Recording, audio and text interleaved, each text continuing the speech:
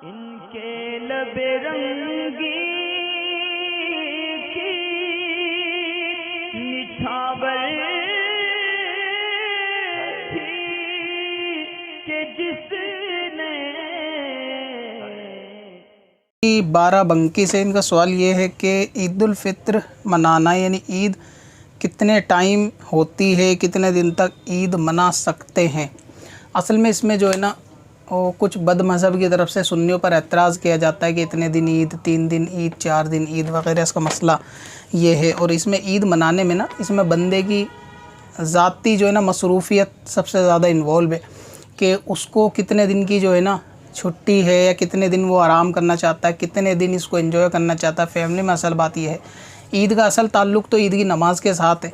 ईद वाले दिन ईद की जिसने नमाज़ पढ़ ली असल ईद उसकी है, और उससे ज़्यादा असल उसकी है कि जिसने मुकम्मल रोज़े रखे रमज़ान के और जो रमज़ान के तकाज़े उनको पूरा किया, मसलन नमाज की पाबंदी की, तरावी पढ़ी और रोज़े वगैरह रखे तो फिर ईद की नमाज़ पढ़ी, तो उसके लिए असल ईद की खुशी है।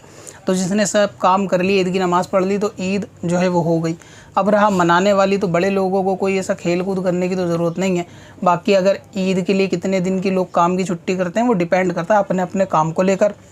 कोई पूरे हफ्ते छुट्टी पे जाना चाहे, ईद का ही मौका ढूंढता है कहीं घूमने के लिए, तो ईद पे 1 हफ्ते की भी कर सकता है। कोई 3 दिन करना चाहे, 3 दिन कोई ख़ास ईद वाले दिन नमाज के बाद अपना कारोबार शुरू करना चाहे तो वो हाथों हाथ भी काम पे जा सकता है, कोई इसमें हर्ज वाली बात नहीं है। रोज़ा रखना इस दिन मना है। बाकी बच्चों के साथ, फैमिली के साथ रहना, घूमने जाना या फैमिली को घुमाना या खुशी मनाना, कि 1 दिन हो, 2 दिन हो, 3 दिन हो, इसमें हर फैमिली का अलग अलग मसला है। यानी फिर ये ज़ाती तौर से मसला है, इसमें शरीयत ने कोई मना नहीं किया कि बंदा 3 दिन इंजॉय करना चाहे। अगर कोई इस एतबार से छुट्टी पड़े कि भाई मैं 4 दिन छुट्टी पढ़ूँ तो सामने वाला उससे ये एतराज़ करे कि यार ईद तो 3 दिन की होती है, तो ऐसा नहीं है। ईद तो बस ईद की नमाज़ वाले दिन है, ख़ास ईद तो वही है। उसके बाद तो आप पूरे हफ्ते उस दिन छुट्टी पे रहें, तो ऐसे कोई शरीयत की तरफ से कैद नहीं है कि 3 दिन के बाद आप खुश नहीं हो सकते। तो खुशी है ईद का दिन भी, ईद के बाद भी आप पूरे हफ्ते खुश रहो। बल्कि मोमिन की तो लम्हा लम्हा ईद होती है, वो हमेशा खुश रहता है। जुमे के दिन ईद होती है और उसका कोई काम बन जाता है या घर के अंदर कोई खुशी होती है तब भी ईद होती है। तो इस एतबार से तो कोई इसमें हर्ज वाली बात नहीं। इसमें एतराज़ करना ही यानी जाहिलाना बात है, बेकार की और फिजूल की। किसी को एतराज़ करने के भाई चौथे दिन इंजॉय क्यों कर रहे हो, उसकी लाइफ है, हो सकता है वो 1 हफ्ते 1 महीने छुट्टी पे रहना चाहता हो। अलग अलग इसके अंदर मौके हैं, कोई शरीयत ने कैद नहीं लगाई। आप 2 दिन 3 दिन इंजॉय करें, 4 दिन इंजॉय करें, 5 दिन इंजॉय करें, इसमें कोई हर्ज वाली बात नहीं है।